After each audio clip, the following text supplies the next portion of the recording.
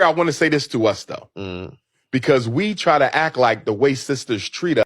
And I know I'm going to get a lot of pushback. Well, how do I get into the Chambers of Commerce meetings? How do I do this? I don't know those people. Y'all not.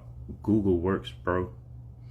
Y'all can Google where to find the latest sneakers. Y'all can Google the nearest club in your city, or when you go to a new city, you can Google school events and district events and stuff and whatnot. And you don't have to have kids to attend those meetings. You can just be somebody who lives in the community and wants to see change. That's all you really have to be. I don't even know if you necessarily have to be living in that particular community. You just have to know when the meeting and go. Like, yes, there are ramifications to, like, get council seats, etc. and so forth. But you can go and get involved and understand what's at least going on in your city to see these changes. That's what he's talking about. That's what he's referring to. Because I completely understand. Like, if you're 25, it's like, how the fuck am I responsible for this? I wasn't here. I didn't do this to them. You know, I completely get it.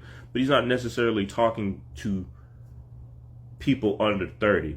But for the people who are under 30, the men who are under 30, you should be mindful and cognizant about helping your community and give back. You can do little things to help and give back as you go along your way. Hell, most colleges, I think now, require that you do volunteer hours before you graduate. I know in the military, we were required to do volunteer hours and whatnot for our EPRs. I know when you pledge and do fraternities and organizations, you were required to do volunteer work and all that other stuff. And I get it, when you're young and you're trying to get yourself together, it's very difficult to do, and you know, work schedules and all that. But if you can make time for fun shit, you can make time for that too. And it doesn't mean you have to go every week or every month or so forth, but you should be mindful of when they are taking place and going as well. He's not necessarily attacking you as an individual, and that's the problem. We have too much of an individualistic mentality towards stuff like this. Like, I didn't do this, when it's a we thing. Everything is a we thing. This tribalism hasn't gotten us anywhere. And we really need to focus on a we thing to change the communities we want to change. Going back and forth with they did this and they did that, it don't solve anything. And a lot of it you can trace back to being statistically false, or can trace it back to seeing how it even got to that point. So that's all I got to say on that. Peace. Oh, I just thought of another thing too.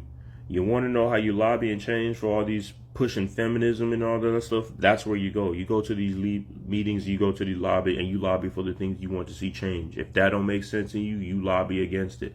That's how you deal with this feminist stuff.